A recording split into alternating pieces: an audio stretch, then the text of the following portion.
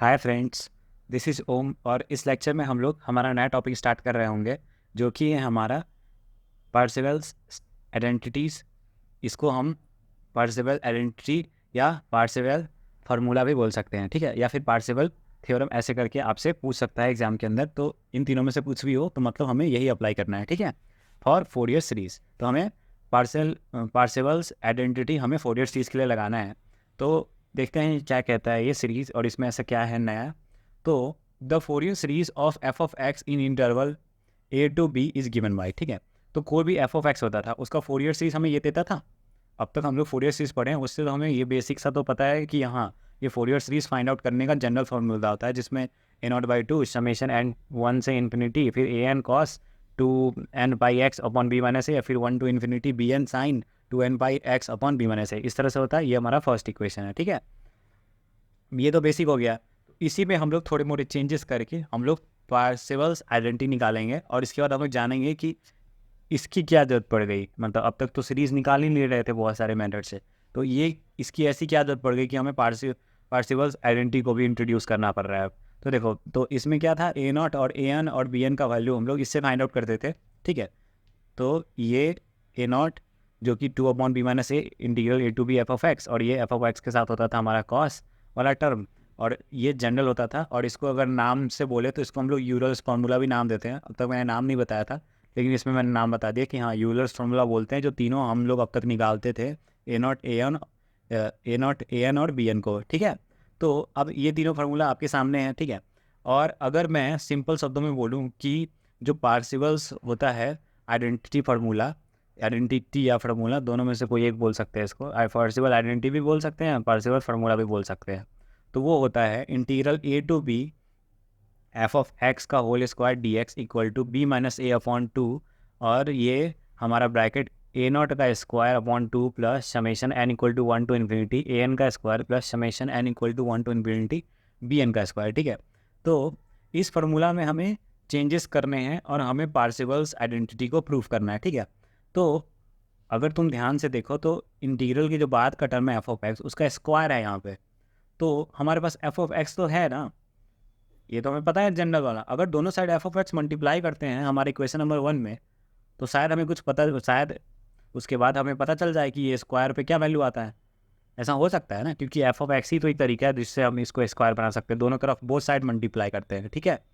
तो इसमें एक कंडीशन होता है कि जो हमारा provided eight Fourier series for the F of x converges uniformly in the interval, ठीक है। तो इसका मतलब ये हुआ कि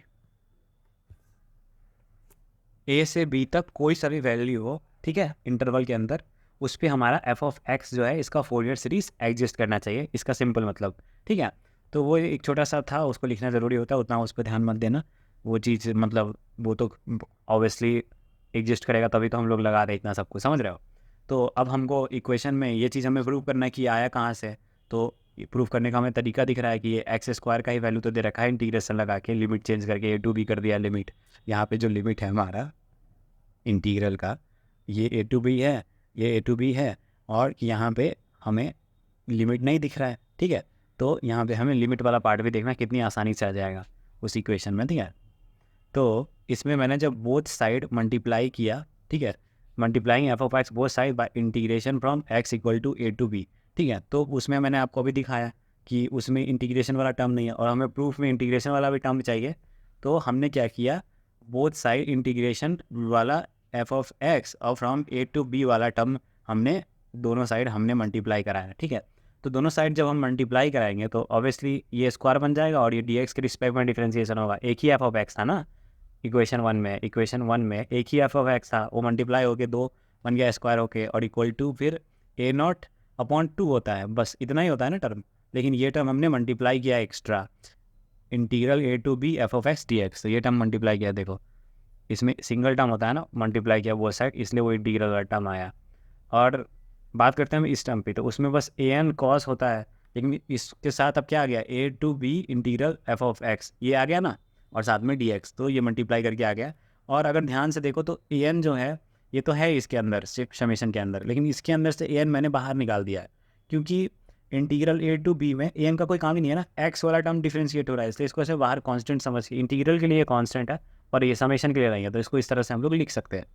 तो अब हम आते हैं हमारे थर्ड बी एन वाले टर्म के ऊपर। तो बी एन वाले जो टर्म होता है बी एन इंटू साइन, ये टर्म रहता है, इसमें हमने एक्स्ट्रा क्या मल्टीप्लाई किया, integral a to b f of x sine n, ये साइन तो पहले से था, और ये डी एक्स, ये मल्टीप्लाई किया। और ये मल्टीप्लाई करने के बाद अगर तुम लोगों को ध्यान से देखो, ये टर्म ध्यान से देखो, integral a to b f of x d x, integral a to b f of x cos n pi x b minus a integral a to b. और ये जो टर्म दिख रहा है तुम्हें, integral a to b f of x sine, और ये this term. तो इस टर्म में अगर तुम ध्यान से देखोगे तो ऊपर आओ, तो ए नोट क्या, हमारा जो फर्स्ट टर्म जो मैंने दिखाया वो ए नोट था, ये टर्म ए नोट, ये जो पहला टर्म था उसमें ये टर्म एग्जिस्ट करता था, दूसरा टर्म में ये टर्म भी एग्जिस्ट करता था, तीसरा में ये टर्म भी एग्जिस्ट करता था। तो क्या हम इन तीनों के जगह पे ऐसा कर सकते हैं क्या, जैसे इसकी जगह पे हमको सब्सिट्यूट करना हो तो ये बी माइनस ए को इस तरह मल्टीप्लाई करेंगे तो क्या हो जाएगा, a naught b minus a multiply, और ये 2 मल्टीप्लाई में है तो इधर आगे डिवाइड में, मतलब इस integral a to b f of x d x का वैल्यू ये आ गया।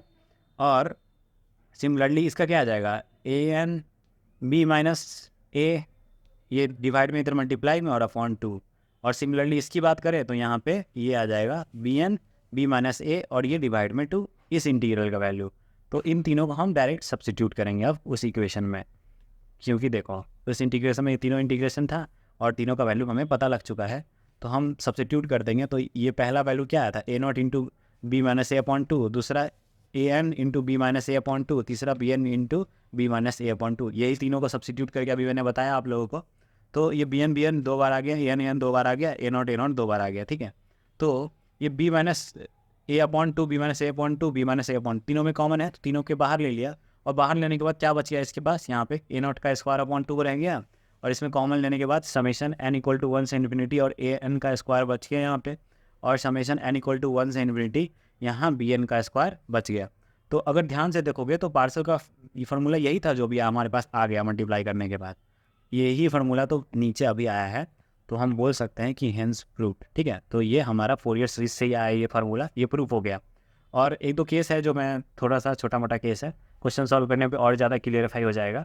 तो अभी यहीं पे ख़त्म नहीं होता है, अभी आता है इंटरवल, अगर मेरा माइनस एल से एल हो तो क्या होगा, तो माइनस एल से अगर एल है तो बी माइनस ए की वैल्यू ऑब्वियसली 2l आएगी कि नहीं। तो इस इक्वेशन की बात करें तो इस इक्वेशन में जो हमारा इक्वेशन नंबर 1 था उसमें बी माइनस ए की वैल्यू 12 पुट करके देखते हैं। तो बी माइनस ए की वैल्यू जो है, हम एक सेकेंड,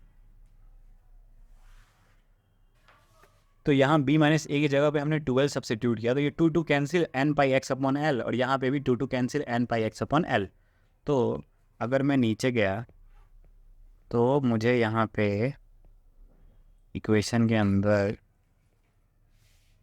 जस्ट अ सेक, हाँ, तो यहाँ पे हमारा क्या आ गया, n pi x upon l और समीशन एन इक्वल टू 1 से इन्फिनिटी और b n pi upon l, मतलब ये 12 पुट करने के बाद इक्वेशन में, ठीक है। तो अगर हम बात करें हमारे इस इक्वेशन की, तो बी माइनस ए पे अगर यहाँ पे 12 पुट करोगे तो ये क्या होगा, 2 से 2 कैंसिल और एल रह जाएगा बस, और अंदर का बिल्कुल सेम रहेगा, समझ रहे हो, 12 वाले केस में भी। तो ये रूल भी देख लो इसको, और इंटरवल अगर मेरा 0 से 2l हो तो भी हमारा वैल्यू 2l आ गया, तो फार्मूला एग्जैक्टली सेम रहेगा, बस लिमिट चेंज होता रहेगा, तो उसमें हमें कंफ्यूज नहीं होना है, ठीक है। अब हम बात करेंगे हमारा, ये तो आपको समझ में आ गया यहाँ तक कि वैल्यू अगर हो तो इंटीग्रल का लिमिट चेंज होगा, बाकी अंदर की वैल्यू सेम रहेगी, और यहाँ b माइनस ए वैल्यू चेंज होगा, बस बाकी सब तो सेम ही रहने वाला है। अब हम बात करते हैं for the interval in the half range cosine series is 0 से l, अगर 0 से l है तो हाफ रेंज कोसाइन सीरीज़ का क्या आएगा। तो देखो हाफ रेंज जो कोसाइन सीरीज़ होता है उसमें ए नॉट और ए एन होता है, और मेरा वैल्यू यहाँ पे मैंने 2 लिखा है, ये होना चाहिए एन पाई, ठीक है। तो देखो यहाँ पे होता है ये एन पाई एक्स और अपॉन बी माइनस ए, क्योंकि हाफ रेंज सीरीज में यहाँ पे 2 नहीं होता है, इसलिए नहीं होता है क्योंकि हाफ रेंज है, मैंने बताया था हाफ में ये 2 नहीं आता है जब हाफ होता है तो ये फार्मूला होता है हाफ रेंज कोसाइन सीरीज़ का, ये आप लोगों को याद होगा। और b माइनस ए की वैल्यू l, तो यहाँ पे b माइनस ए की जगह l सब्सिट्यूट कर दिया, तो उससे यहाँ पे हमारे जो इक्वेशन है इसका, ये जो है इक्वेशन, इस इक्वेशन में इसको हम लोग पार्शियल आइडेंटिटी वाले फार्मूले से कंपेयर करें तो उसमें बी एन वाला टर्म अगर हटा दे, और ए नॉट एन टर्म है तो बी एन वाला टर्म हटा देते इसमें से, तो सिंपल सा बी एन ये बी एन वाला हमारे पास टर्म नहीं है, ठीक है। तो इसमें क्या किया, फार्मूला बस इतना चेंज आएगा कि बी एन वाला टर्म रह जाएगा, बाकी अभी मैंने आइडेंटिटी आपको दिखाई है तो उससे आपको अभी रिमाइंड होगा कि ये था, बस बी एन वाला टर्म हटा दिया मैंने। और हटाने के बाद क्या हुआ, यहाँ पे बी माइनस ए की वैल्यू एल है, यहाँ B minus a upon to था ना ऊपर, तो B minus a upon to था तो बी माइनस ए की जगह पे बस एल सब्सिट्यूट कर दिया और इंटीग्रल हमारा 0 से एल लिमिट पे होगा। तो ये भी चीज़ समझ गया। अब हम बात करते हैं हमारा interval, if the interval in the half range sine series 0 से एल, तो हमारा बी माइनस ए क्या होगा, एल होगा। 0 से एल है तो एल ही होगा ना। और हाफ रेंज साइन सीरीज में क्या होता है, ए नॉट और ए एन वाला टर्म नहीं होता है, सिर्फ बी एन वाला टर्म होता है। तो हम बी एन वाले टर्म की बात करते हैं, तो बी एन वाला टर्म यही होता है, समेशन एन इक्वल टू 1 से इन्फिनिटी बी एन साइन, और यहाँ पे होता है 2 पाई एक्स अपॉन एल होना चाहिए था, लेकिन 2 हट जाता है क्योंकि यहाँ पे हाफ रेंज सीरीज है, ठीक है। और देन तो हम क्या करेंगे, सिर्फ बी एन वाला टर्म, मतलब जो इसमें ए नॉट वाला भी टर्म था वो भी हट गया अब बस बी एन वाला टर्म आ गया। और यहाँ क्या है, हमारा बाहर है हमारा L by two. L by two क्यों है, क्योंकि बी माइनस ए का वैल्यू क्या है, एल है। तो आई होप कि आप लोगों को पार्सेवल आइडेंटिटी या फार्मूला या थ्योरम कुछ भी बोल लो, आप लोगों को अच्छे से क्लियर हो गया होगा। और नेक्स्ट लेक्चर में हम लोग बहुत ही अच्छे क्वेश्चन के साथ और बहुत ही आसान क्वेश्चन के साथ मिल रहे होंगे। आई होप कि आप लोगों को वीडियो अच्छा लगा हो और समझ में भी आया हो। तो आज के लिए इतना ही। Thank you.